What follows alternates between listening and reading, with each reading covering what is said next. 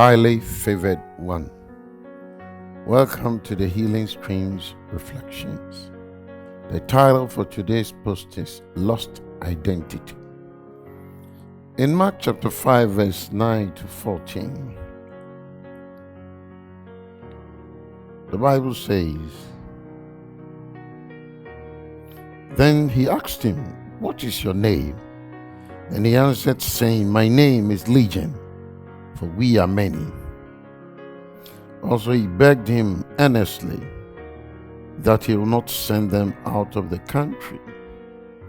Now a large herd of swine was feeding there near the mountains. So all the demons begged him, saying, Send us to the swine, that we may enter them. And at once Jesus gave them permission.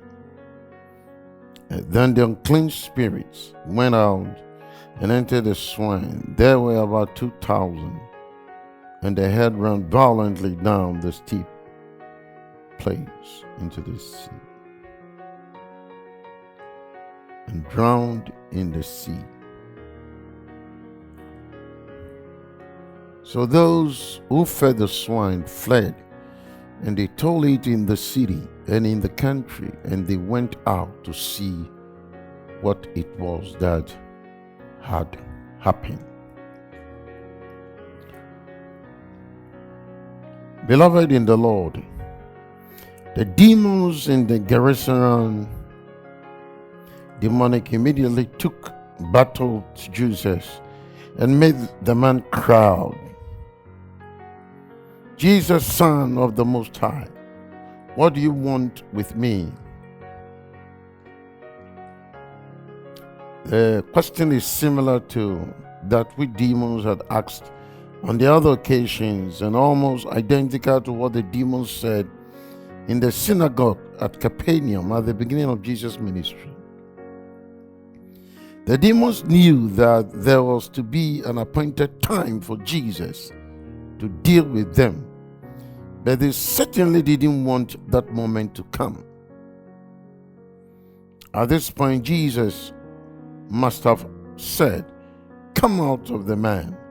For both Mark and Luke recall that the conversation with the demon was only continued because the demon had remained entrenched and refused to go.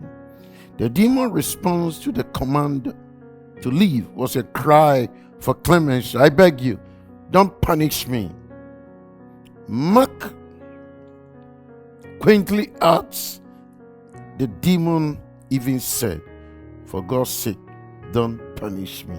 Now the fact that the demon was still there after Jesus had commanded it to leave must be a source of much encouragement to those who have experienced difficulty during deliverance ministry. So Jesus changed his method of approach to the situation and asked the demon a question. What is your name? Beloved, if you know someone's name, you are in a far stronger position to exercise authority or power over him.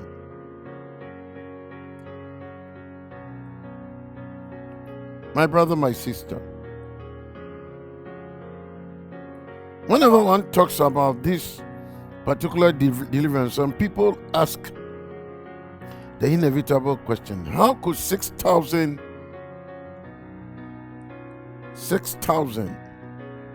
demons? Because you see, in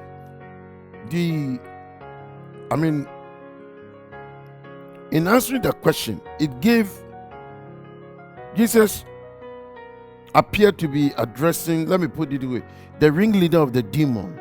That is what I'm beginning to realize. Because if you know someone's name, as I said, you are in a far stronger position to exercise authority or power over him. And all school teachers know the difficulty of exercising discipline. If they keep on forgetting the names of their people. In this case, Jesus appeared to be addressing the ringleader of the demons. For in answer to the question, it responded, Legion, for we are many. So in answering the question, it gave away the fact that there was not just one demon there, but a whole army of demons. The Roman legion contained up to 6,000 men. And the implication, therefore, is that up to 6,000 demons were occupying the man. Now, it is not surprising, therefore, that he was so strong and so much out of control. Now, on a number of occasions, you see, we have encountered similar cases when demons that have been challenged as to their identity have also responded with the name Legion. In severe cases, there have been several Legion demons, each with its own private army of evil spirits under its control. Now, whenever one talks about a particular deliverance, some people ask in a bit of a question, how could 6,000 spirits possibly live inside the body of one human being? Now, the problem with understanding such seeming impossibility is that we try to imagine demons in spatial, three-dimensional terms, often with images in our minds from some of the speculative drawings of demons that most people have seen. It is perhaps a little more helpful to think of demons not so much as a huge, ugly creatures, as undoubtedly some of them are, but more as gems, the size of which is,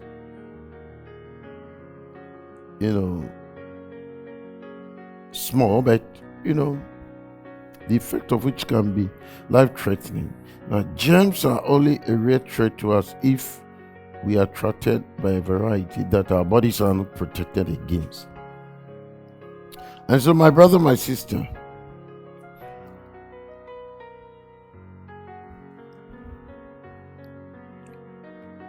you see, many demons were present in the man, and they knew that eventually they will have to leave him,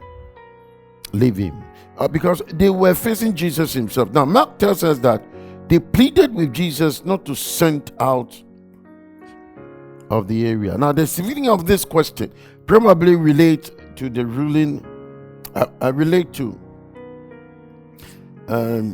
related to this ruling spirit which was in charge of the area, and to whom the demons inside of the man were ultimately answerable. Now, if the demons had been sent out of that particular area, they would have found themselves under the control of a different ruling spirit, and there may have been interdemonic war and even demonic punishment as a result. Now, a lot of people don't know that from time to time, these interdemonic war happen, like how two gangs in a particular district at times will engage in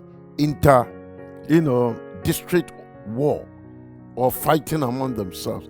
At times, some of these demons also operate in the like manner.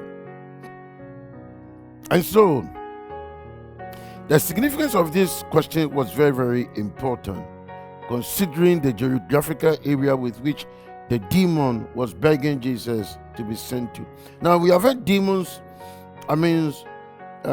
squealing in terror, not at the fact that we were casting them out, but at the punishment that they were getting from higher demons for, giving away vital information about how they had entered in the first place. Now, as a general rule, demons hate each other and are only united in any way because they are equally afraid of their ultimate master, Satan. Now, they will also fight each other for self-gain and elevation to a higher position.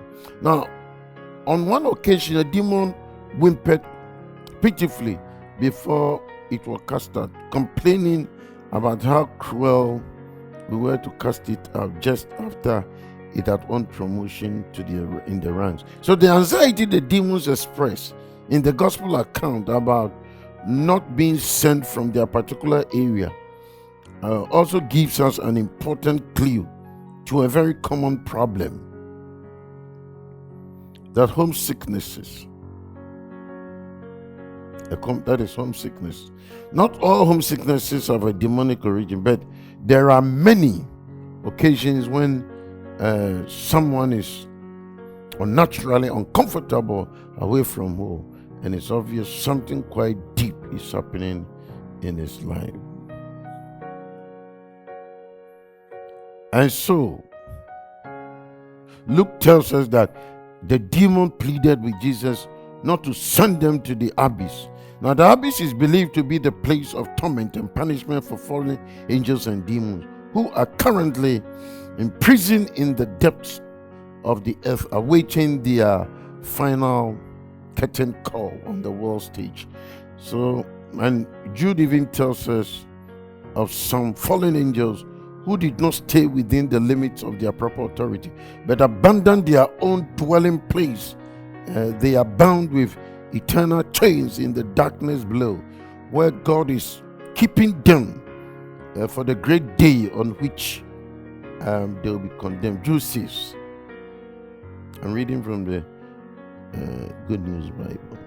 And Peter tells us that God did not spare the angels who sinned, but threw them into hell, where they are kept chained in darkness, waiting for the day of judgment. 2 Peter 2:4. And for the time being, they are roaming about the earth under Satan's command. It was clearly preferable to being sent to the abyss, and demons were in fear lest Jesus will send them there. Now Luke tells us that Legion put in one more plea to Jesus, which this time Jesus acceded to: send us to the pigs. Let us go into them. So the story of what happened is well known. Jesus agreed to this being their destination, and the demon, already having been ordered to leave, immediately fled from the man and went into the whole head of 2,000 pigs. So the effect on the pigs was traumatic. Such was the shock of an average of 3 demons per pig, landing in the head, that they turned tail, ran towards the sea, fell over a cliff, and were drowned. Now, it is not recorded why the demons went after that, but you begin to realize, there's this realization that why Jesus risked a bad relationship with the local farming community by destroying their herd of pigs. It was because his love and compassion for the man. Now, when one deaf and dumb spirit came out of the epileptic boy, the effect on the boy was devastating as a major manifestation took place. Then, much against his will, the demon was dislodged from its hiding place. So, the effect on the man of 6,000 demons living in a similarly reluctant faction, all at the same time, will probably have been said that he will not have survived the ordeal. You see, the demons, however, had chosen to go willingly into the pigs. If they will leave without a fuse, when the man will be what? Spared the terrible ordeal of the demon tearing his flesh as they went. On some occasions, and so we have seen actual physical injuries caused by demons as they left. However, brothers and sisters, I don't think we should take this story as a spiritual precedent, authorizing us to cast demons into animals as a general rule of deliverance. No, but you see, but whatever the real reason it was, Jesus, who agreed to them going, so they went, and the man was free. People found man from whom the demons has gone out sitting at the feet of Jesus, clothed in his right mind. The man had been cured. An amazing miracle have taken place, and the man was so grateful to Jesus that he wanted to go with him, but Jesus sent him away, saying, go back home and tell what the Lord has done for you. And Jesus, Luke make it clear in Luke chapter 8:39. And so, brothers and sisters in the Lord, Because one part of him wanted to worship God, and one part of him wanted to reject God. The part that wanted Christ was his mind, he himself, the man himself. But then there was a spirit in him, that one saying, "Don't come close." And both these were dwelling in one man. Sometimes you can have sanity and insanity dwelling in one individual. But one part of him wants God, the other part doesn't want God. Now the part that wants God is himself. He's in the right man. But there is a spirit at work in him that is running away from God. So, brothers and sisters, Jesus wants to set you free. Jesus wants to deliver you. Jesus wants to cause his mighty power to come upon you. It's very, very important to take note of that. The spirit that was oppressing this man was as its nature, was its nature, or the nature of the demon spirit oppressing this man. Now, when Jesus met this demonic man, the Bible says, Jesus said to the demon, unclean spirit in this man, "Come out of him, come out, come out." He said, "What is your name?" And the spirit says, "My name is Legion." And as I explained earlier, Legion is the largest unit of the Roman army and normally had between 3,000 to 6,000. So when the unclean spirit said, "My name is Legion," he was referring to a reality that was in existence, and that also shows the character that was dwelling in this man. It was called Legion. There are three things about Legion. You see, first, the legion represents military strength, because a legion is a military term. So whatever unclean spirit was in this man was very materialistic. Was very militaristic, military in terms of military. And it was strong. Normally, we assume that the military people are strong. They are a warfare, fighting warrior. Secondly, a legion represents numerical strength. Talking about numbers, because a legion is a large unit in the Roman army. It was talking of numbers. Thirdly, a legion also represents organized strength. Now, the Roman army was one of the most organized ever in human history. So a legion talks about organization. The unclean spirit that was in this man had military strength, numerical strength, and then organized strength. Look at the three: the military strength, the numerical strength, and the organized strength. Now, no wonder the man couldn't be free from the spirit. It was a powerful evil spirit, and it was controlling. It controlled the desires, it controlled the appetite, it controlled what he did, drove him to do things rather than not to do. Even if he wanted to do something else, the spirit would drive him into the tombs in the jungle, and he was naked, because later on we read that he was clothed after he was set free or redeemed. So because he was delivered,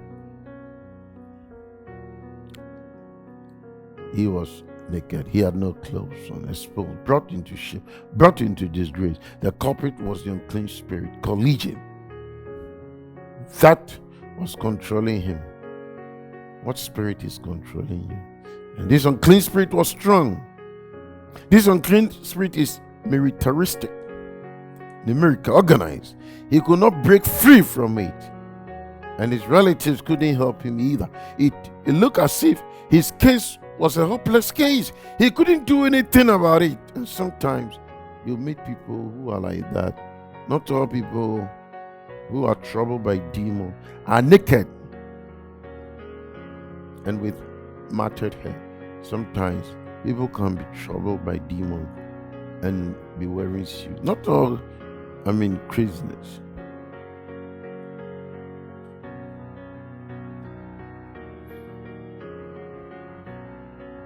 Sometimes you can be crazy and look nice, because every human being has got a degree of craziness in him. there's a percentage of you that is insane. You just have to pray that the percentage doesn't increase, because when it starts increasing, it begins to cover the space of insanity. You see, but every human being has got a proportion of insanity, and we manifest it in so many ways. The way we eat, the way we talk, the way we dress. Sometimes some people, when they are eating, and you give him boiled yam and plantain, and there's a lot of stew, he will eat all the ampesi first and doesn't touch even a piece of the meat. It's not like this, it's not like this, but it's a percentage. So what we are saying is that,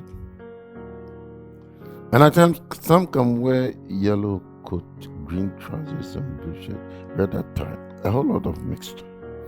You begin to realize that that day, the insanity, the higher percentage of the insanity is at work, and the lower percentage of sanity is not at work. And so, brothers and sisters, may the good Lord help you and I to understand the dynamics of this, and may this lost identity help us to understand that it will take only the liberty of God, the resurrection power, the finished work on the cross, to set you free. God bless you, and bye-bye.